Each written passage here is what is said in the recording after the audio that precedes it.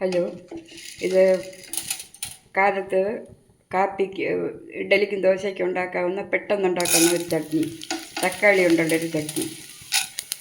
ആദ്യം ഉഴുന്നിടുക, അത് കഴിഞ്ഞ് 2 അല്ലി വെളുത്തുള്ളി, ഒരു 3-4 മുളക്, ഒരു സ്പൂൺ ഉഴുന്നിടാം.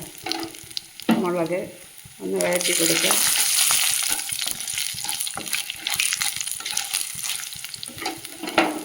ഒരു വലിയ സവാള,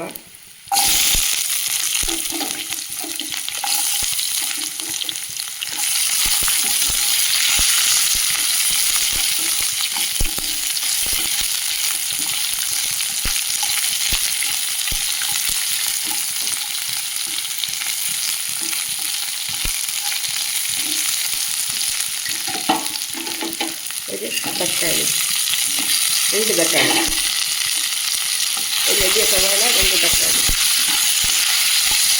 ഇതിനനുസരിച്ച് ഒരു 5-6 വറ്റൽ മുളക് വേണമെന്നൊക്കെ പൊടിയും ചേർക്കാം.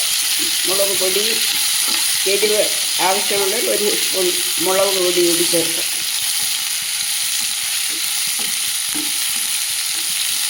നല്ലവണ്ണം വഴന്നതിന് ശേഷം അരച്ചെടുക്കണം. ഉപ്പും ചേർത്ത് അരച്ചെടുക്കുക.